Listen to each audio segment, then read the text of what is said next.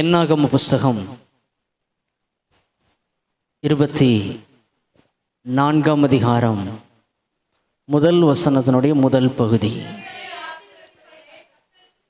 நல்ல கவனிங்க வசனத்தை. இஸ்ரவேலை ஆசீர்வதிப்பதே கர்த்தருக்கு பிரியம். போதும். ஹல்லேலூயா.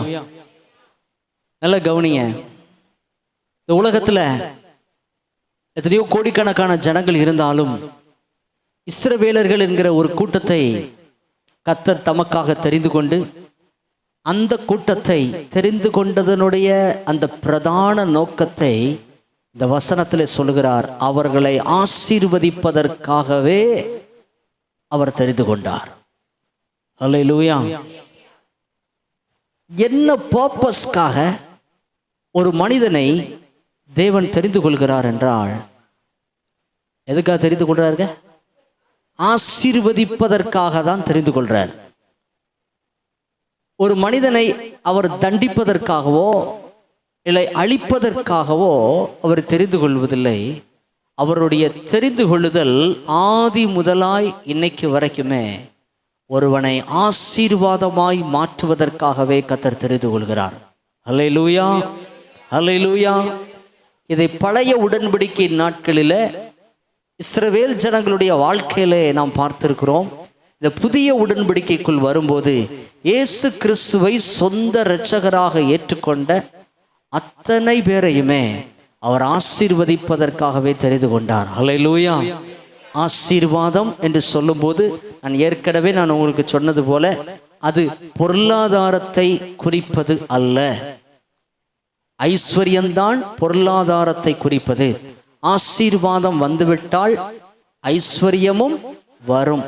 அப்ப ஐஸ்வர்யம் நமக்கு முதல் அல்ல, ஆசீர்வாதம் தான் நமக்கு முதலாவது.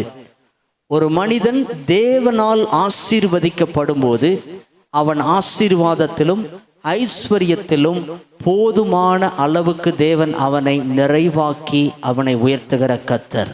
அல்லேலூயா. எத்தனை பேர் நம்புறீங்க, விசுவாசிக்கிறீங்க?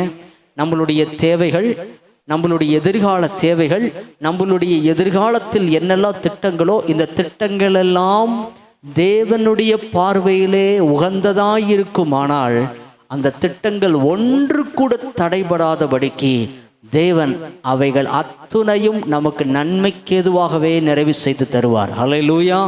எத்தனை பேருக்கு அந்த விசுவாசம் இருக்கிறது? என்னுடைய எதிர்காலம், என்னுடைய எதிர்காலத்தின் தேவைகள், என்னுடைய எதிர்காலத்தின் திட்டங்கள் அத்தனையும் இயேசுவுடைய கரத்தில் இருக்குன்னு எத்தனை பேர் நம்புறீங்க? சொல்லுங்க. அல்லேலூயா சொல்லுங்க. நிறைய பேர் தூங்கிட்டு இருக்க மாதிரி இருக்கு. நல்லா சொல்லுங்க. அல்லேலூயா. இந்த விசுவாசம் நம்மளுடைய இருதயத்தில் இருக்கணும். இந்த நம்பிக்கை நம்மளுடைய உள்ளத்தில் இருக்கணும்.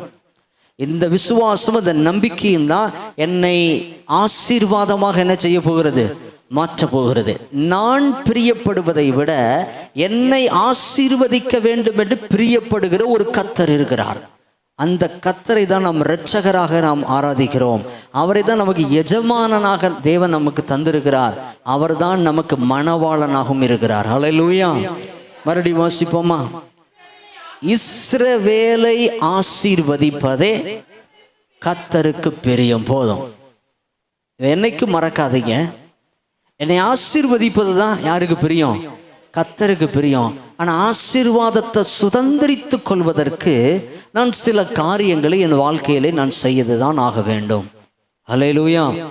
ஆசீர்வாதம் என்பது, நல்ல கவனி, ஆசீர்வாதம் என்பது தானாக வருவதில்லை. தேவனுக்கு நாம் பிரியமாக இருக்கும்போதுதான், தேவனை அறிகிற அறிவிலே நாம் வளர்ந்து அந்த விசுவாசத்தில் இருக்கும்போதுதான் தேவன் நம்மை ஆசீர்வதிக்கிறார். எத்தனை பேர் ஆமென்றீங்க? அல்லேலூயா.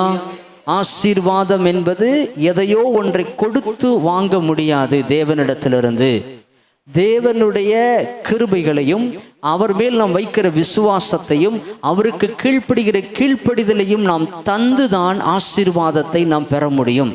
இல்லை என்றால் ஆசீர்வாதங்கள் நம்மளுடைய வாழ்க்கையில கிரியை செய்யாது. அதற்கு பதிலாக ஐஸ்வர்யங்களை சம்பாதிக்கலாம்.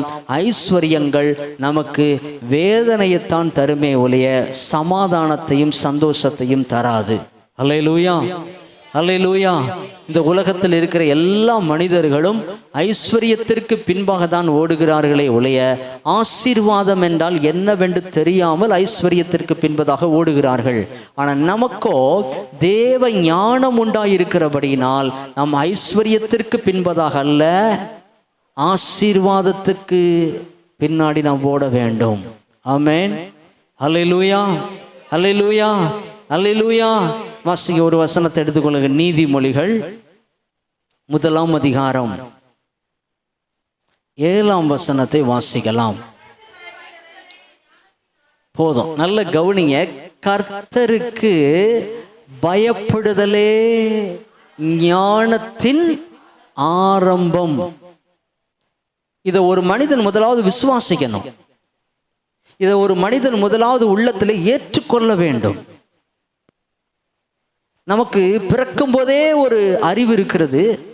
நமக்கு பிறக்கும் போதே அந்த அறிவை நாம் ஞானம் என்று நம்பி வாழுகிறோமே, அது எனக்கு ஞானமில்லை என்கிற ஒரு முடிவுக்கு நாம் வரும்போதுதான் கர்த்தரிடத்தில் நம்ம என்ன கேட்க முடியும்?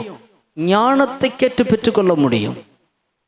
இந்த பூமியில் வாழணும்னா பணம் இருந்தாலும், பொருள் இருந்தாலும், சொத்துக்கள் இருந்தாலும், இதெல்லாம் வச்சு அனுபவிக்கணும்னா என்ன வேணும்? உண்மையாக வேணுமா?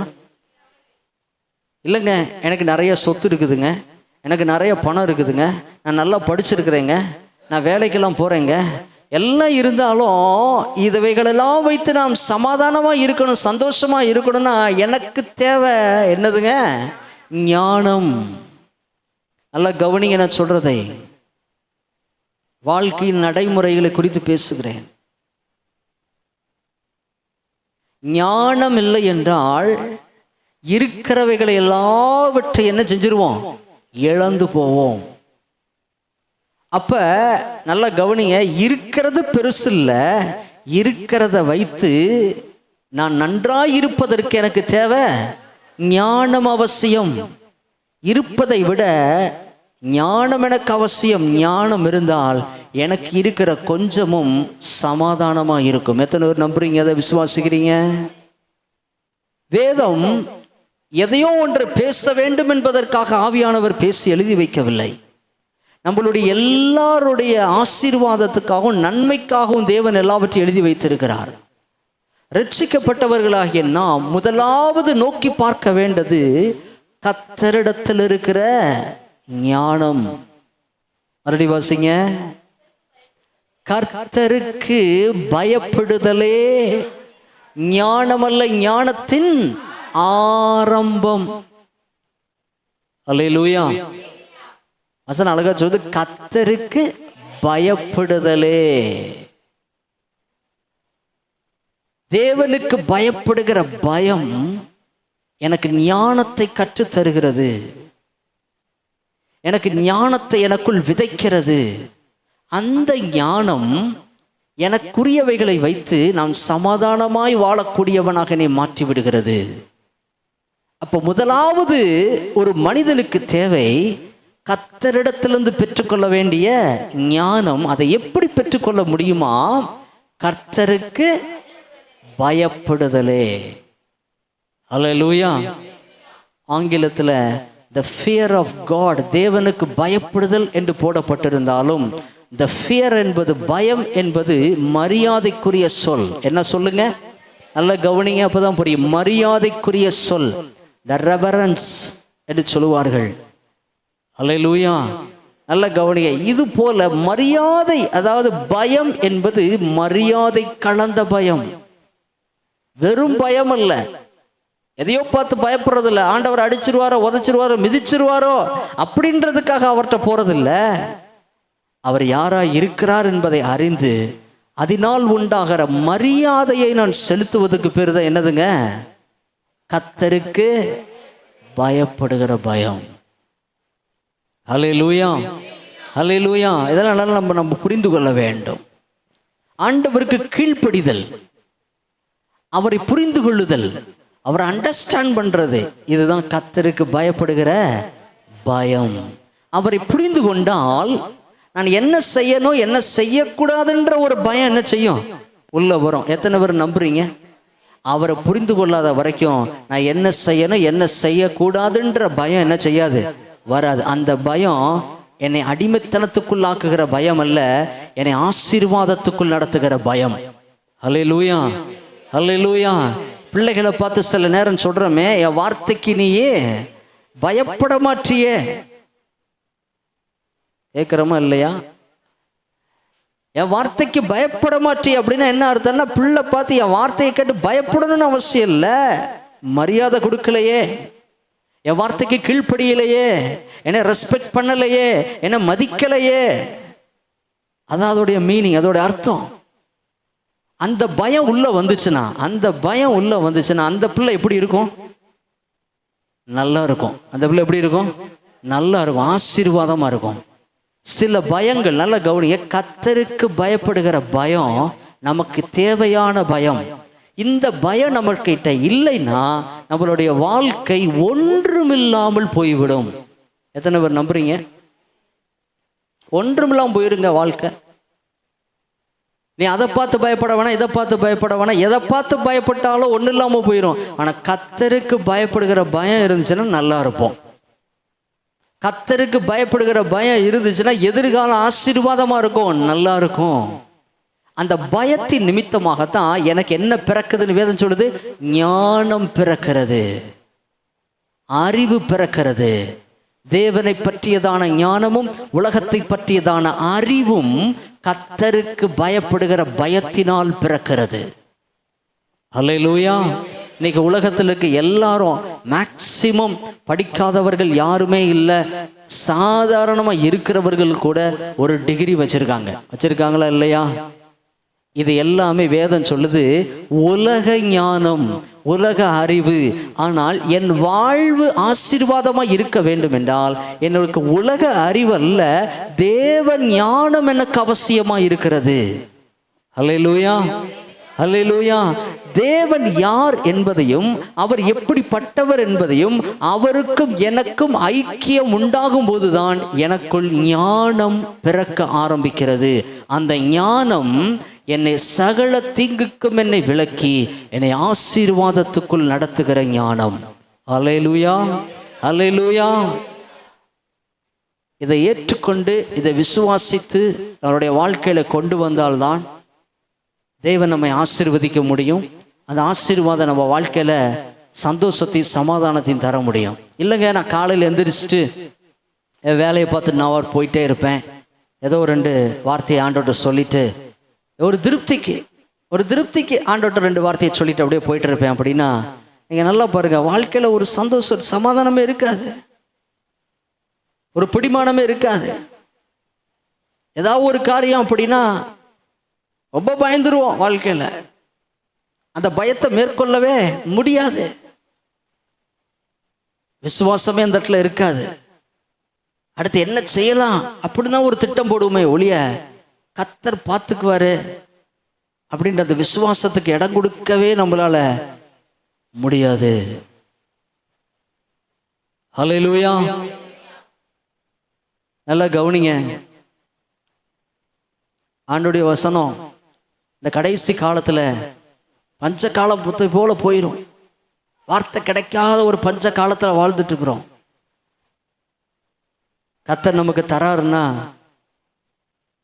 அதை வாங்கி உட்கொண்டு ஆவியிலே நாம் பலப்பட வேண்டும். நல்லா கவனிங்க, நம்ம எல்லாருடைய குடும்பங்களையும் பிரச்சனைகள் உண்டு, போராட்டங்கள் உண்டு, பொருளாதார நெருக்கடிகள் உண்டு. யாருமே இங்கே பெரிய ஆட்கள் கிடையாது. ஆனால் நம்மளை தேவன் இந்த பாதையில் தான் நடத்த கொண்டு போக விருப்பப்படுறாரு. இப்படிப்பட்ட வார்த்தைகளை நீங்கள் உட்கொண்டு உங்கள் விசுவாச வாழ்க்கையில் கொண்டு வராத வரைக்கும் இந்த வனாந்தர வாழ்க்கையை சோலைவனமாக நம்மளால் மாற்றவே முடியாது. அல்லேலூயா. மறுபடியும் வாசிங்க. கர்த்தருக்கு பயப்படுதலே ஞானத்தின் ஆரம்பம். நல்ல கவனிங்க, மூடர் ஞானத்தையும் போதகத்தையும் அசட்டை பண்ணுகிறார்கள். அல்லேலூயா. நான் அசட்டை பண்ணுகிறத சுவாபம் இருக்குது பாருங்க, ரொம்ப ரொம்ப மோசமானது. அது நமக்கு நாமே கேடை உண்டாக்குகிற சுபாவம், அசட்டை பண்ணுகிற சுபாவம். யாரெல்லாம் தேவனுடைய ஞானத்தை அசட்டை பண்ணுகிறார்களோ அவருடைய வாழ்க்கையிலே ஆசீர்வாதத்தை பார்க்கவே முடியாது. யாரெல்லாம் தேவனுடைய வார்த்தையை அசட்டை பண்ணுகிறோமோ அவங்கெல்லாம் வாழ்ந்ததா சரித்திரமே இல்லை இந்த பூமியில. நல்லா கவனிங்க, வேதம் சொல்லுது, மறுபடியும் வாசிங்க அந்த பகுதியை, நல்லா கவனிங்க. மூடர் ஞானத்தையும் போதகத்தையும் அசட்டை பண்ணுகிறார்கள். நம்மளுடைய இயற்கையான சுபாவம் தேவனுக்கு விரோதமான சுபாவம். தேவனுடைய ஞானம் நமக்கு பைத்தியமாய் சில நேரங்கள் என்ன செய்து தோன்றுகிறது. எத்தனை பேர் இருக்கிறீங்க, கவனிக்கிறீங்களா? நம்மளுடைய வாழ்க்கையில பல நேரங்கள் தேவனுடைய வார்த்தை, அந்த வார்த்தையை சார்ந்த ஞானம் எப்படிதான் தெரியுது? பைத்தியமாய் தெரிகிறது நமக்கு. நம்ம நினைக்கிறோம் இந்த வார்த்தையை சார்ந்திருந்தா வாழ்க்கை ஆசீர்வாதமா ஆகும்னு வேதம் சொல்லுதே. இது சாத்தியமா? இது நடக்குமா? யாரோ ஒருத்தருடைய வாழ்க்கையில் நடந்திருக்கலாம், என் வாழ்க்கையில் இது நடக்க சாத்தியமா என்கிற ஒரு எண்ணமும் இதை நாம் பார்க்கும்போது ஒரு பைத்தியக்காரத்தனத்தை போல மூடத்தனமாக நமக்கு தெரிகிறபடினால்தான் நான் அநேகர் தேவனுடைய ஞானத்தை அசட்டை பண்ணுகிறார்கள். அல்லேலூயா. ஏன்னா ஆண்டவரோடு பழகிறத விட உலகத்தோடு அதிகமாக பழகி கை கோர்க்கும் போது உலகம் தருகிற நம்பிக்கை தான் நமக்கு வேதம் காட்டுகிற விசுவாசத்தை காட்டு வல்லதை போல் என்ன செய்யும் தெரியும். ஆனா வேதம் சொல்லுது, மூடர் ஞானத்தையும் போதகத்தையும் அசட்டை பண்ணுகிறார்கள். நல்லா கவனிங்க நான் சொல்றதை.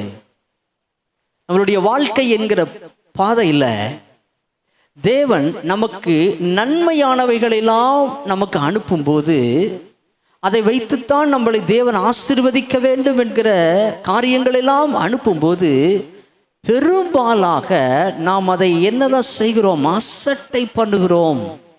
அசட்டை பண்ணுகிறோம்.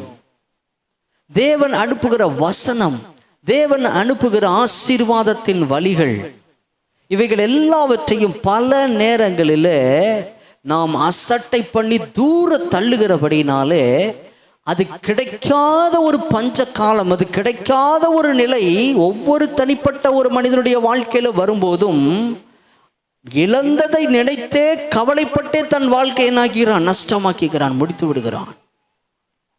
நல்ல கவனிங்க நான் சொல்றத. ஞானமோ போதகமோ எல்லா நேரமும் கிடைக்காது. எத்தனை பேருக்கு புரியுதுங்க? ஞானமோ போதகமோ எல்லா நேரமும் கிடைக்காது, எல்லாருக்கும் கிடைக்காது. எத்தனை பேர் அதை புரிஞ்சுக்கிறீங்க? மறுபடியும் சொல்றேன், ஞானமும் போதகமும் எல்லா நேரமும் கிடைக்காது, எல்லாருக்கும் கிடைக்காது. அதனாலதான் தேவனுடைய ஞானமோ தேவனுடைய போதகமோ வேதம் எப்படி காட்டுதுன்னா பொக்கிஷமா காட்டுது. என்னவா காட்டுதுங்க? பொக்கிஷமா காட்டுது. நம்ம கடந்து போகிற வாழ்க்கையில நம்மளுடைய மரணத்தை நோக்கி போய்கொண்டிருக்கிறோமே, இந்த பிரயாணத்துல பல நன்மைகளை ஞானத்தின் மூலமாகவும் ஆலோசனைகள் மூலமாகவும் உபதேசத்தின் மூலமாகவும் கர்த்தர் தொடர்ச்சி என்ன செய்கிறார்? அனுப்பிக்கொண்டே இருக்கிறார். ஏனென்றால் என் வாழ்வை நான் நிறைவு செய்வதற்கு முன்பதாகவே தேவன் என்னை குறித்து வைத்திருக்கிற திட்டத்தின் அடிப்படையில் நான் ஆசீர்வாதமாக மாற வேண்டும் என்று அவர் விருப்பப்படுகிறார். அல்லேலூயா. அப்ப இது நமக்கு எதிர்பட்டு வரும்போது, நம்மளை நோக்கி வரும்போது அதை எடுத்து அனுபவிப்பது நம்மளுடைய கடமையாகவே ஒழிய அதை நாம் ஒரு நாளும் அசட்டை பண்ணக்கூடாது. அல்லேலூயா. ஒரு பெரிய ஆச்சரியம் என்னன்னா, உலக பிரகாரமான ஒரு பொக்கிஷம் நமக்கு கிடைத்தால் நாம் அதை அசட்டை பண்ணுவதில்லை. ஆனால் பரத்திலிருந்து வருகிற ஒரு பொக்கிஷம் நம்மளை தேடி வரும்போது, ஒரு ஆலோசனை வரும்போது, ஒரு ஞானம் வரும்போது நாம் ஏன் அதை புறக்கணிக்கிறோம் என்றால், நம்மளுடைய இருதயம் தேவ ஆலோசனையை விட உலக ஆலோசனையின் மேல் மயங்கி இருக்கிறது தான் காரணம். அல்லேலூயா. அப்ப நம்ம சரிப்படுத்தணுமா இல்லையாங்க? நம்ம சரியாகணுமா இல்லையா? நம்ம சரியாகலைன்னா அப்ப நம்மளுடைய எதிர்காலம் எப்படி இருக்கும்? நம்ம மனம் திரும்ப வேண்டிய பகுதிகள் நிறைய இருக்குது. இயேசுவை நான் ஏற்றுக்கொண்டேன், இத்தனை வருடத்தில் நான் ஏற்றுக்கொண்டேன், இத்தனை வருஷமா நான் அவருக்கு விசுவாசம் இருக்கேன், அந்த கதையெல்லாம் முடியட்டும். அந்த கதையெல்லாம் பரலோகத்தை எட்டாது. இப்ப எப்படி இருக்கிறோம்? விசுவாசத்துல? அல்லேலூயா. மறுபடியும் வாசிங்க.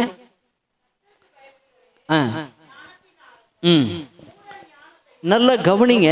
மூடர் ஞானத்தையும் போதகத்தையும் அசட்டை பண்ணுகிறார்கள். அசட்டை பண்ணுகிற சுபாவம் நம்ம வாழ்க்கையில வரவே கூடாது.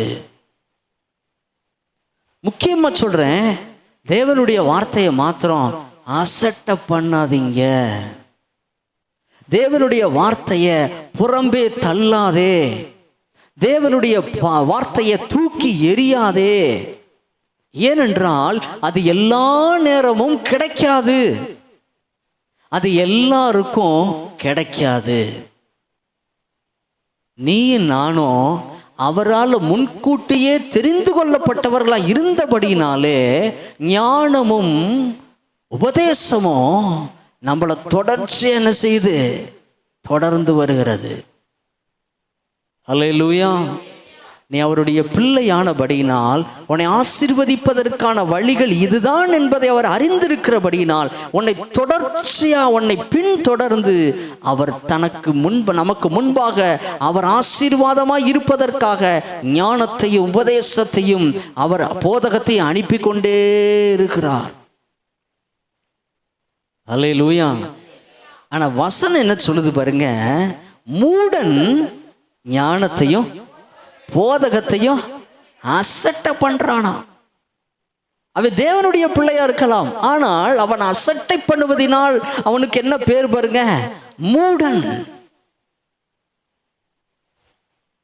மறுபடியும் சொல்றேன், உங்களுக்கு நேராக வருகிற வார்த்தை, உங்களுக்கு நேராக வருகிற உபதேசம், உங்களுக்கு நேராக வருகிற போதகத்தை ஒரு நாளும் அசட்டை பண்ணாதீங்க. ஏன்னா அது மறுபடியும் உங்களுக்கு வரும் என்பதற்கு எந்த கேரண்டியும் கிடையாது. அதனாலதான் அசட்டை பண்ணவர்கள் அத்தனை பேருமே கடைசி நாட்களில் கண்ணீர் விட்ட கதையை நாம் வேதத்திலே பார்க்க முடியும். உனக்கு நீ யாரு? நீ பரிசுத்தவானா? நீ பெரிய அறிவாளியா? நீ தேவனோடு நடக்கிறவனா என்கிறது படி பார்த்து தேவன் இந்த உபதேசத்தையும் இந்த ஞானத்தையும் இந்த போதகத்தையும் அனுப்புவதில்லை. நீ நீதிமான் என்கிற அந்த ஒரே காரணத்தை நிமித்தமாக கர்த்தர் தொடர்ச்சியாக தேவன் அவருடைய ஞானத்தையும் போதகத்தையும் அனுப்பி கொண்டே இருக்கிறார். அல்லேலூயா. ஏனென்றால் நான் சீர்பட வேண்டும், என் சந்ததி சீர்பட வேண்டும், என்னுடைய சந்ததி சந்ததியாக நாம் தேவனை ஆராதிக்கிற ஆசீர்வாதம் உடையவர்களாய் மாற வேண்டும் என்பதை என்னை குறித்து மாத்திரமல்ல, என்னுடைய பின் சந்ததியை குறித்து கருசனை உள்ள கர்த்தர். அல்லேலூயா. அவர் அதான் சொல்ற, அவர் அறிஞ்சுக்கிட்டோம்னா ஞானம் வந்துடும். அவர் அறிகிற அறிவுதான் ஞானமே. அவர் அறிகிற அறிவை விட உலகத்தை அறிகிற அறிவுக்கு நேரம் நம்ம போகும்போது நம்ம ஞானி அல்ல, நம்ம ஞானிகள் அல்ல. வேதம் ரொம்ப தெளிவா சொல்லிருக்குது, கர்த்தருக்கு பயப்படுதலே ஞானத்தின் ஆரம்பம். மறக்காதீங்க பிள்ளைகள், மறக்காதீங்க. நீங்க இயேசுவை பர்சனலா அறியறதும் அவரோடு நீங்க ஐக்கியம் வைக்கிறதும் தான் ஆசீர்வாதத்தின் முதல் படி. அல்லேலூயா, அல்லேலூயா, அல்லேலூயா. வாசிங்க, இன்னொரு வசனத்தை வாசிப்போம், நல்ல கவனிங்க. மத்தேயு 23ஆம் அதிகாரம் 37ஆம் வசனம். நல்ல கவனிங்க. இயேசு, எருசலேமே எருசலேமே, தீர்க்கதரிசிகளை கொலை செய்து உன்னிடத்தில் அனுப்பப்பட்டவர்களை கல்லெறிகிறவளே, கோழி தன் குஞ்சுகளை தன் சிறகுகளுக்கு கீழே கூட்டி சேர்த்து கொல்லும் வண்ணமாக. நல்ல கவனிங்க, இந்த வார்த்தையை நல்ல கவனிங்க. நான் எத்தனை தரமோ, நல்ல கவனிங்க, தேவனுடைய பிள்ளைகளுக்கு எத்தனை தடவை கணக்கு இல்லை, நல்லதான் போட்டிருக்காரு. எப்படி? நான் எத்தனை தரமோ மனதாயிருந்தேன், உங்களுக்கோ மனதில்லாமல் போயிற்று. நல்லா கவனிங்க. இஸ்ரவேலை ஆண்டவர் ஆசீர்வதிக்கணும்னு பிரயாசப்படுறாரு. அவர் எவ்வளவு பிரயாசப்பட்டால் அவரால் ஆசீர்வதிக்க முடியல. நம்மள ஆசீர்வதிக்கணும்னு கர்த்தர் பிரயாசப்படுறாரு, ஆனா அவரால் ஆசீர்வதிக்க முடியல. ஏன் முடியலையா? உங்களுக்கோ மனதில்லாமல் போயிற்று. அல்லேலூயா. அப்ப என்ன வேணுங்க? மனசு வேணும். மனசு வேணும். அவர் எனக்கு வேணுன்ற மனசு வேணும். அவர் மூலமா தான் நான் ஆசீர்வதிக்கப்படுவேன்ற மனசு வேணும். அவர் இல்லாம நான் இல்லைன்ற மனசு வேணும். அவர் தான் என்னை உயர்த்துவார்ன்ற மனசு வேணும். அல்லேலூயா, அல்லேலூயா. நல்ல கவனி.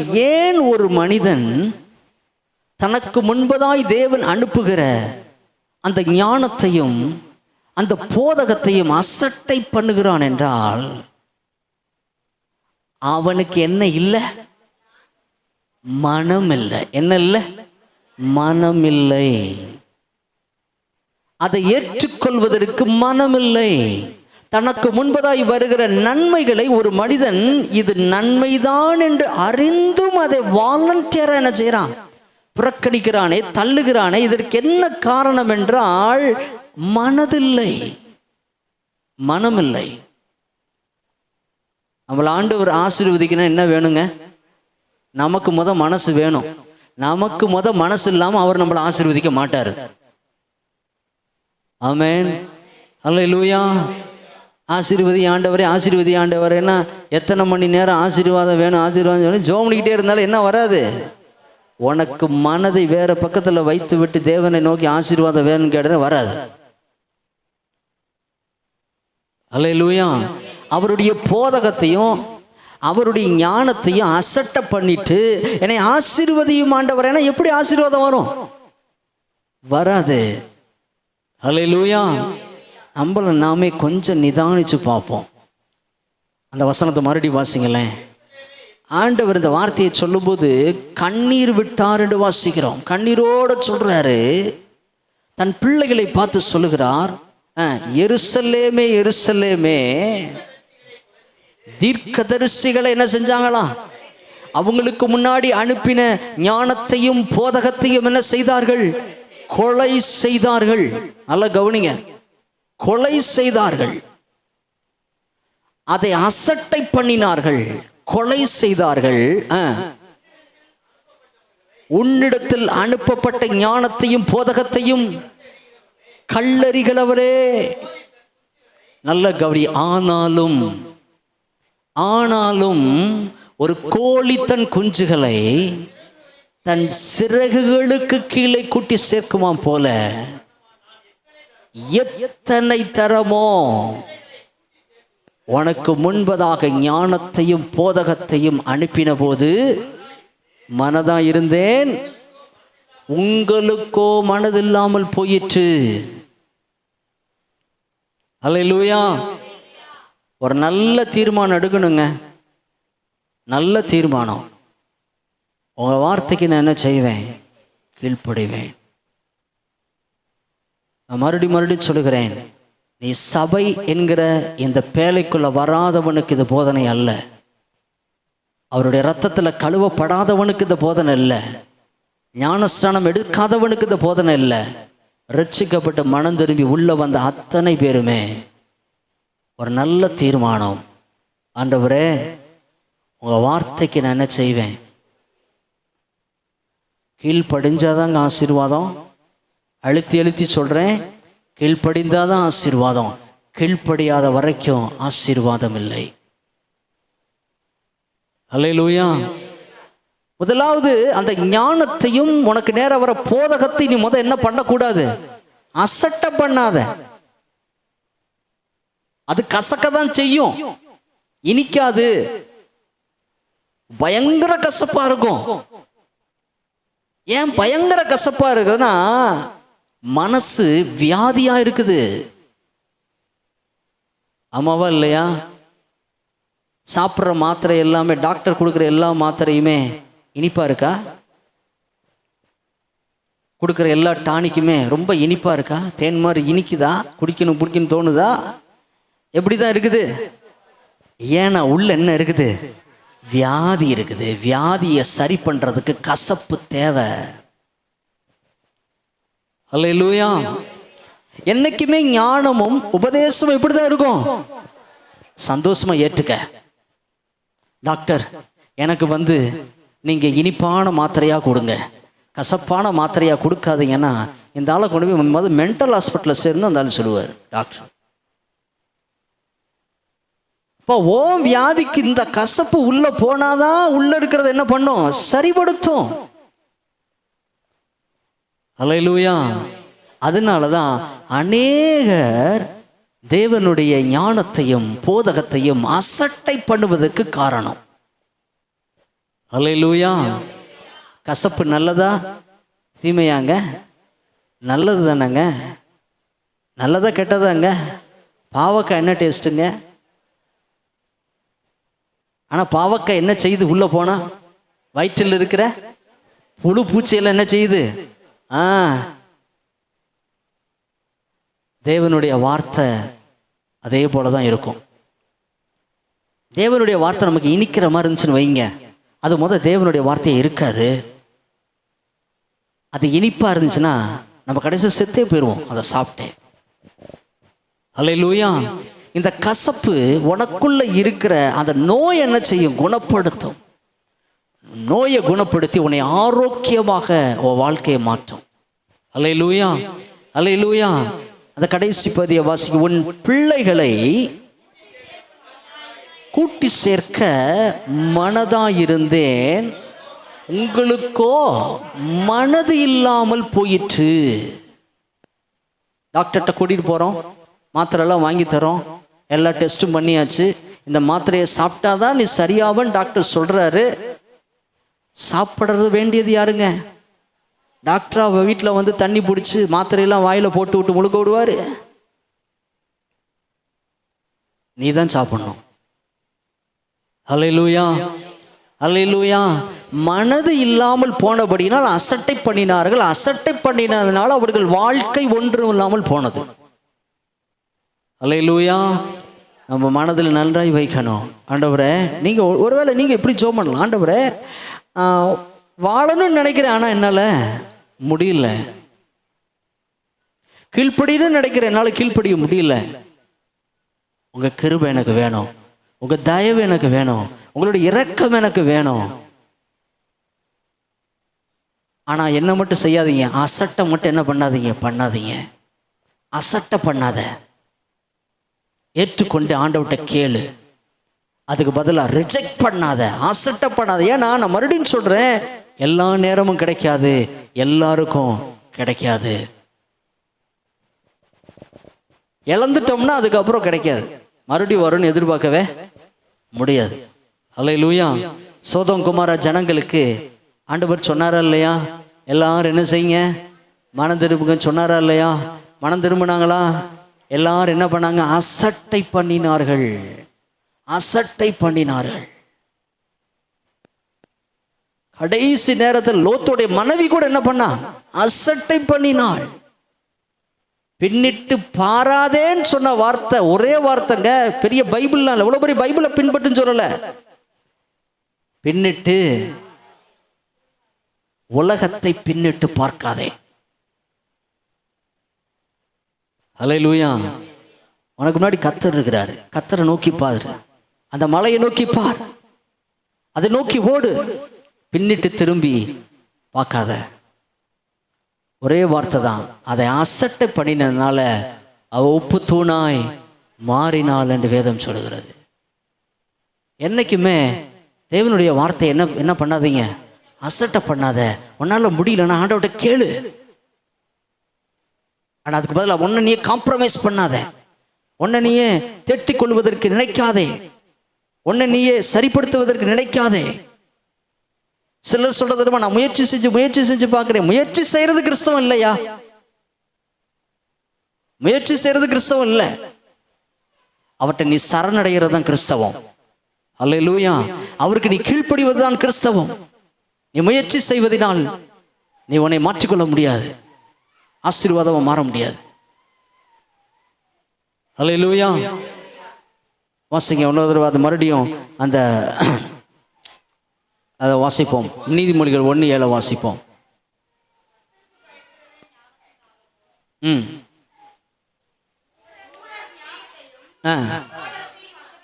போதகத்தையும் அசட்டை பண்ணுகிறார்கள். நோவாவின் காலத்தில் என்னதான் நடந்துச்சு? இதே அசட்டை தான் நடந்துச்சு.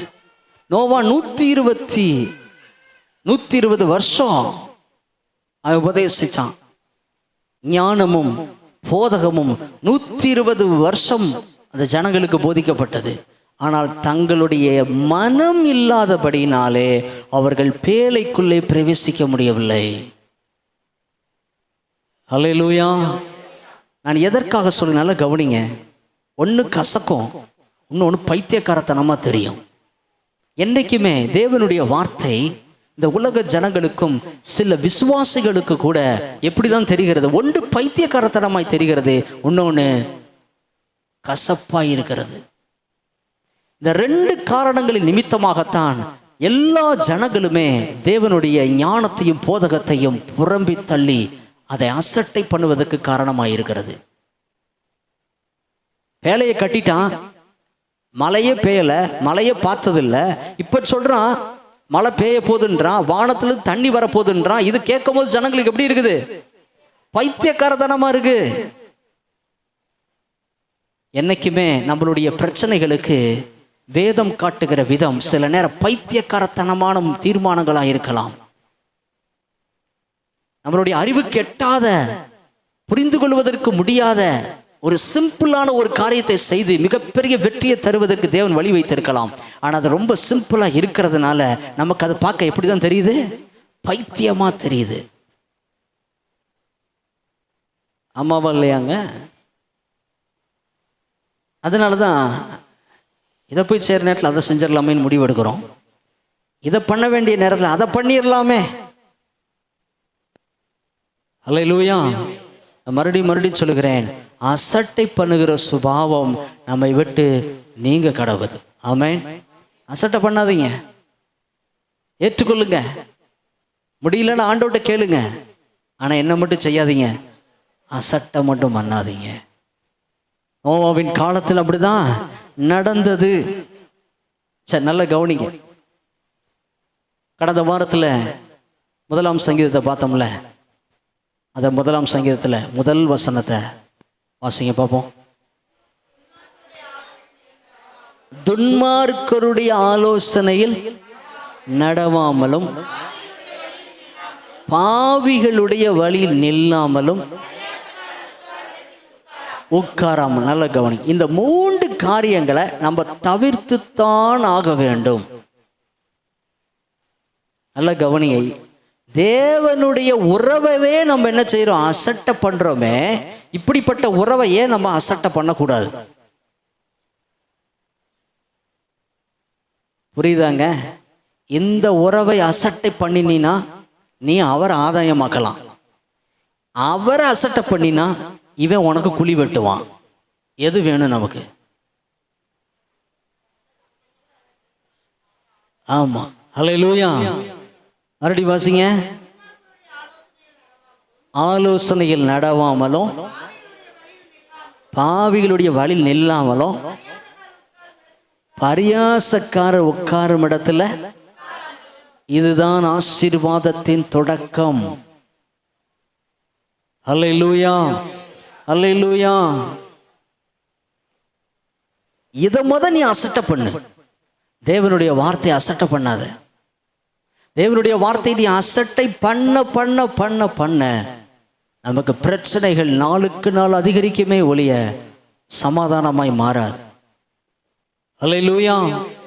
இந்த 3 காரியங்களை கடந்த வாரத்தில் நான் உங்களுக்கு சொன்னேன், மறுபடியும் ஞாபகப்படுத்துகிறேன். இந்த 3 காரியங்களை நீ உன் வாழ்க்கையில் வேணாம்னு ஒதுக்கித்தான் ஆகணும்.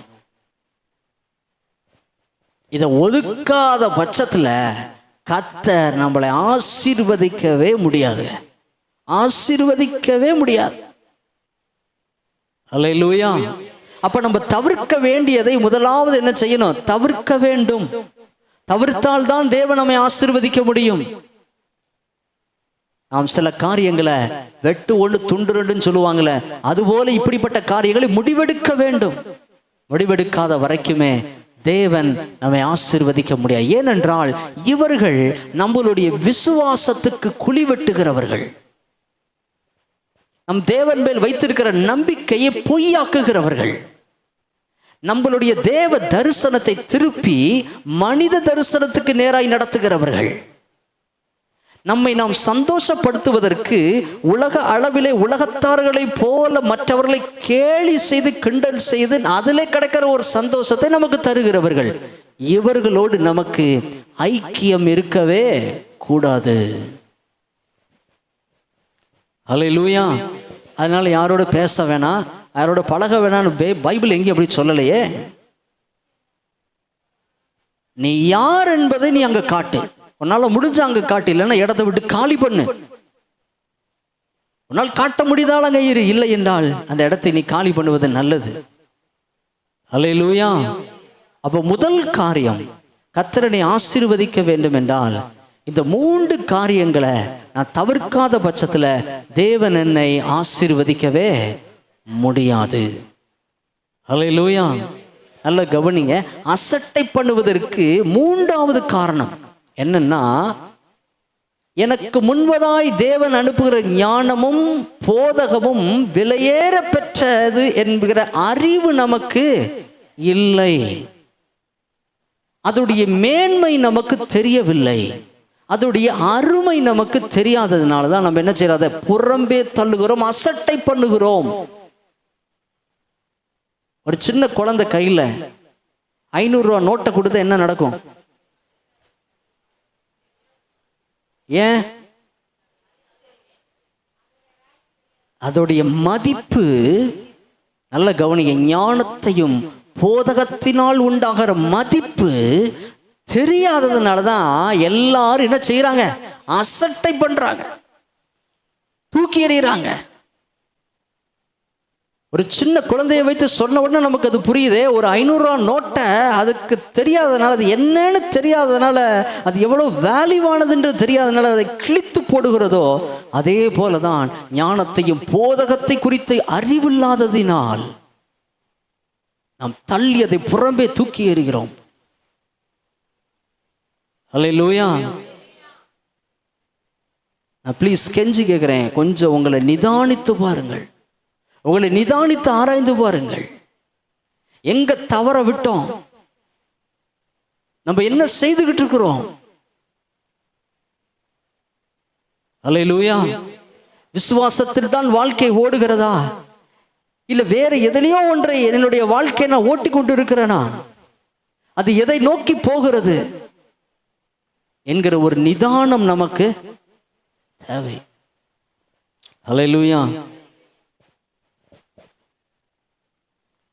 என்னைக்குமே நான் மறுபடியும் சொல்கிறேங்க, நான் ஏன் அழுத்தி சொல்லிட்டு இருக்கேன்னா, நான் மறுபடியும் சொல்கிறேன், என்னைக்குமே கிடைக்காது, ரொம்ப ரேராக கிடைக்கக்கூடியது, எல்லாருக்கும் கிடைக்காது, ஒரு சிலருக்கு தான் என்ன செய்யும்? கிடைக்கும். அல்லேலூயா, அல்லேலூயா. வயசானவங்க இருப்பாங்க, ரொம்ப வயசானவங்க, அவங்க வாழ்க்கையில் அனுபவம் இருக்கும். அந்த அனுபவங்களின் அடிப்படையில் எல்லாரும் கேட்கக்கூடிய நல்ல உபதேசங்கள் என்ன செய்வாங்க. அது கொஞ்சம் எங்க இருக்கவங்களுக்கு அது என்ன செய்யாது, ஏற்றுக்கொள்ளவே முடியல. ஏன், என்ன காரணமா இருக்குங்க? என்னங்க? ஏன்னா அவங்களுடைய தோற்றமோ அவங்களுடைய வயது முதிர்ச்சியும் நமக்கு எப்படி இருக்குது, அசட்டை பண்ணக்கூடியதா இருக்குது, அசட்டையா தெரியுது. அது என்னைக்குமே நம்ம வெளிப்புறத்தையே பார்த்து என்ன செய்யறோம், வாழ்ந்துட்டு இருக்கிறோம். எல்லா முதிர்ச்சியானவர்களும் ஞானமா பேசுறாங்க நான் சொல்லல, ஒரு சிலரை சொல்லுகிறேன்.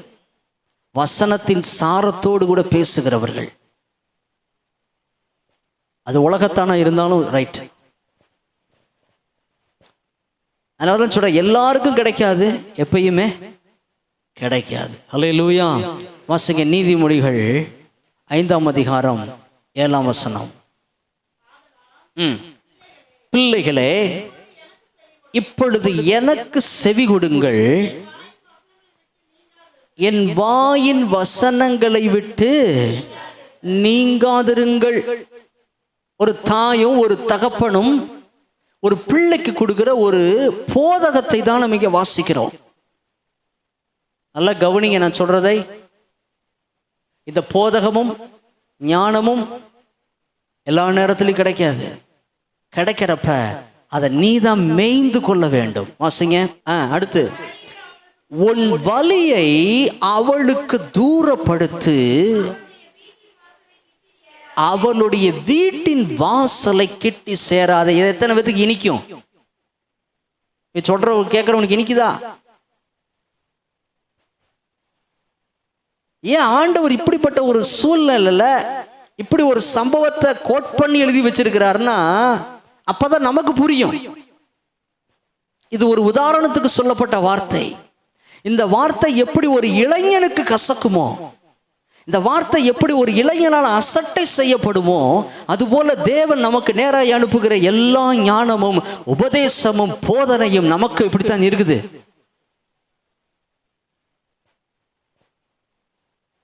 அதனாலதான் அநேகர் சொல்ல, இந்த வயசுல அப்படித்தாங்க இருப்பாங்க, இதெல்லாம் பெருசா கண்டுக்க கூடாது. வளர வளர எல்லாம் என்ன ஆயிரும். எத்தனை பேர்த்த பார்த்துருக்க சரியாகிறத? நான் நாசமா போறதான் பார்த்துருக்கிறேன். வளர வளர வளர வரல சரியானதை பார்த்ததே இல்லை. வாசிக்க விட்ட இடத்துல இருந்து. உன் மேன்மை அந்நியர்களுக்கும் கொடுத்து விடுவாய்,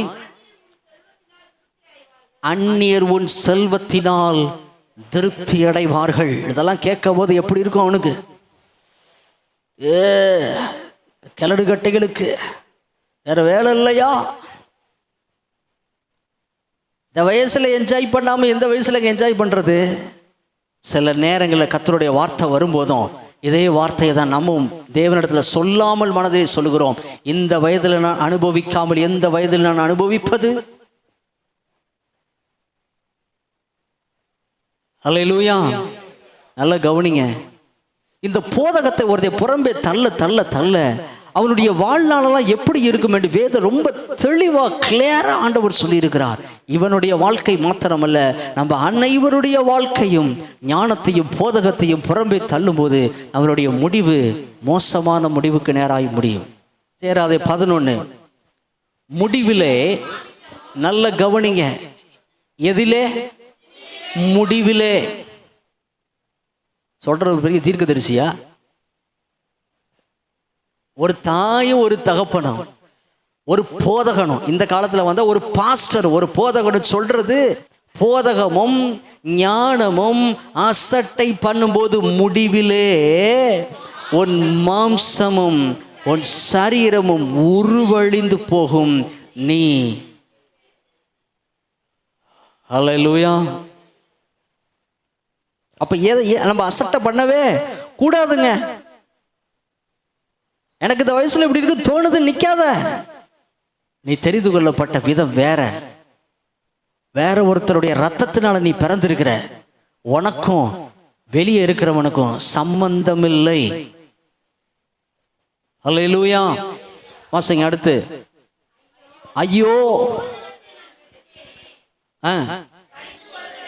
கடிந்து கொள்ளுதலை என் மனம் அலட்சியம் பண்ணினதே. போதும், முடிவுல தான் வருது. ஐயோ, போதகத்தை வெறுத்தேனே, கடிந்து கொள்ளுதலை என் மனசு அலட்சியம் பண்ணதே. வேணாங்க, அந்த இடத்துக்கு நம்ம யாரும் வர வேணாம்னு நினைக்கிறேன். நம்ம யாரும் அந்த இடத்துக்கு போயிட வேணாம். தேவனுடைய போதகமும் ஞானமும் நமக்கு முன்பு